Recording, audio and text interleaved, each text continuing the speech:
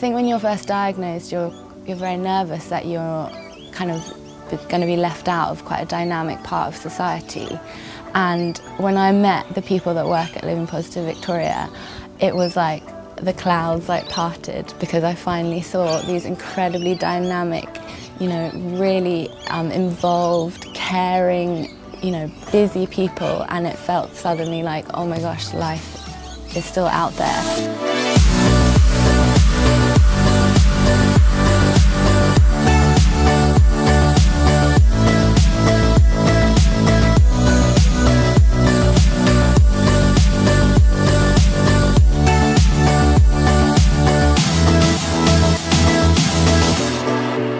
30 years is an amazing celebration for an organisation like Living Positive Victoria. It gives us a chance to reflect on our history, acknowledge the elders that came before us in the HIV community response, but it also gives us an opportunity to say, yes, that's our history, but here's where we are today, and here's where we want to take it into the future. It's an extraordinary journey. I've also been part of it for 2/3 of that time. And I look at 20 years and I think, where did that go? But it's been an exhilarating, exuberant ride at times, but my gosh, has it challenged the hell out of me.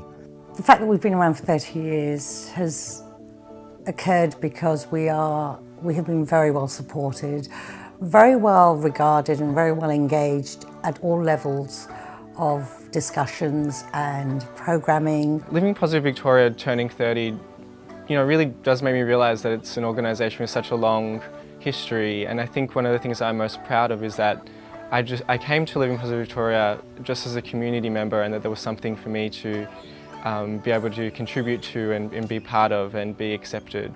Well, since Living Positive's been set up, is people feel proud to be part of that organisation. They feel as if we can be empowered to be our best person, and that's not a small thing. That's a major achievement.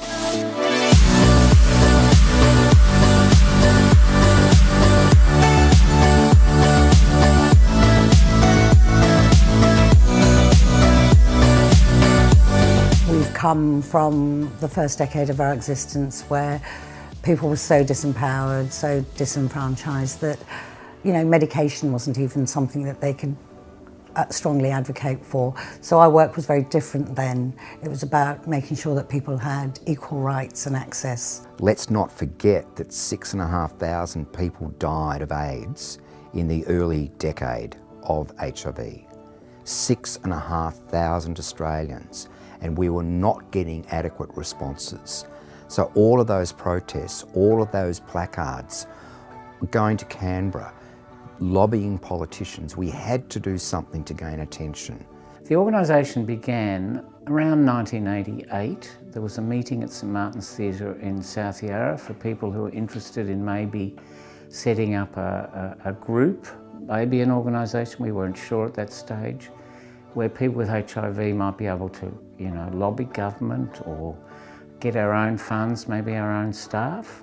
1989, we managed to get our first employee, a man called Peter Charlton. So that meeting was really essential in establishing the actual organisation. A couple of years later, it all happened. Very early on, people called us people with AIDS, the People with AIDS movement.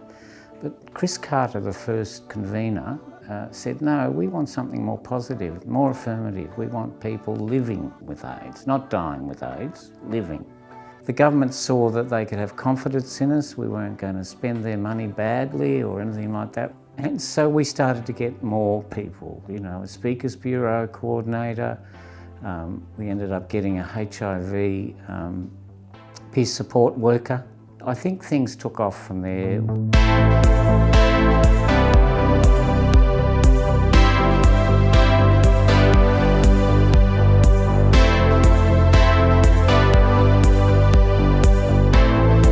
Second decade, we started finding our feet and realising that as an HIV organisation, as an organisation that's run by and for people with HIV, we were in a unique position. I think over the years, different programmes have had different impacts for people. I think you need to go back to the time when I first started in the HIV sector. there weren't really good treatments around. There was a lot of stigma, a lot of discrimination going on against people with HIV, simply because of the ignorance out there. You know, we think of the Grim Reaper ads, we think of, you know, AIDS people and, you know, people dying left, right and centre with questionable behaviours. So I guess the projects that we were doing at the time were reflecting what people really needed. Positive Speakers Bureau was in existence before I commenced, and it started in 1992 formally, but there was a defining moment at the 1988 Hobart AIDS Conference, where at the end of the conference a group of positive men got up on stage and said, "We are HIV positive." They were sick of the stigma and the discrimination, and they strongly believed it would be far more effective to be out there in the open, to start to challenge the stigma and the discrimination. So that was the driver to establish the Speakers Bureau, and that human face started to break down the stereotypes and also challenge homophobia, which was rife back then.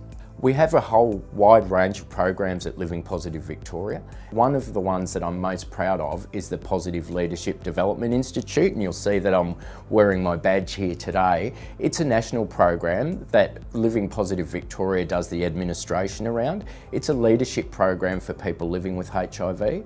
Gen Next is Living Positive Victoria's social group for youth and young people living with HIV.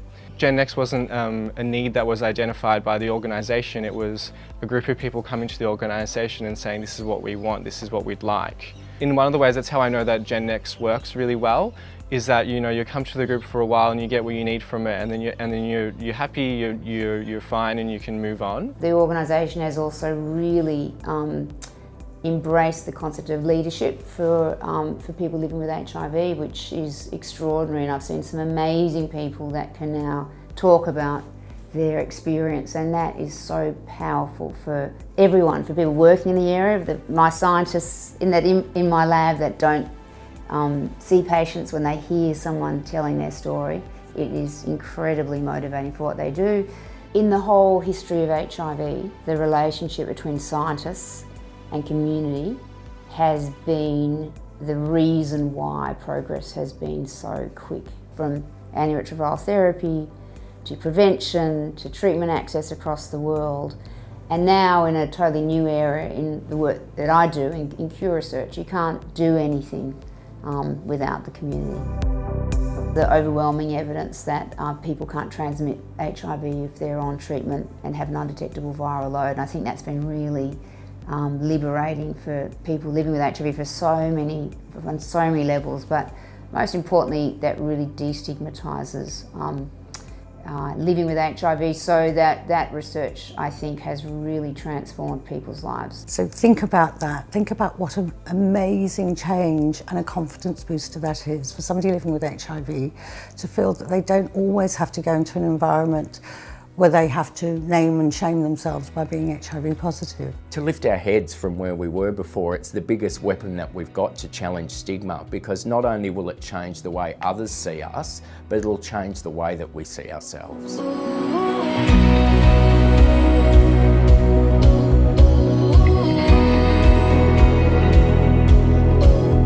From my own personal perspective, I think what I'd like to do in our 30th year is acknowledge the people that have supported me, acknowledge this organisation. They haven't only built my own resilience and capacity, but they've helped thousands of other people in the last 30 years challenge the stigma and discrimination that we face as people living with HIV day to day in our community. So my dream for the future is that we do find a cure for HIV, but we have to acknowledge we've come an incredibly long way since the very early days. When I was diagnosed, there was no effective treatment. The treatments were terrible. I now take treatments that are so effective that I cannot transmit HIV. That's extraordinary. When I think back of where we've come from, especially talking about the 30 years of Living Positive Victoria, the dramatic changes that we've seen in the last 30 years, I hope we're going to see some dramatic changes in the next 30 years, particularly around these two big challenges, finding a cure and finding a vaccine.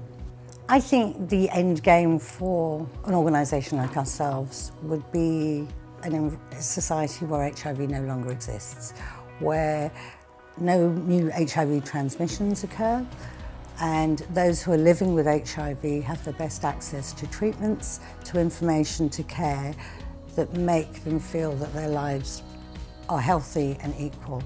One of the biggest achievements has been the merging of Straight Arrows with Living Positive Victoria, a heterosexual support group now working mainstream with Living Positive Victoria for the benefits of all people, and we are incredibly professional at what we do, and we've got to continue to focus on people living with HIV and not be distracted from that.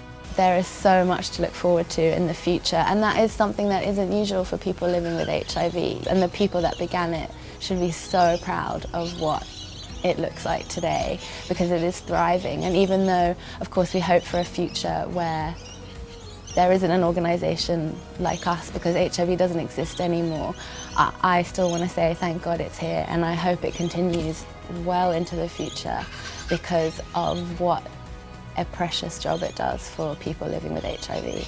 People can have intimate lives now where they're not a threat to other people, and you know, that's no small thing. If you can find someone to love in your life, you know, for many people that's one of the most essential things they'll ever do.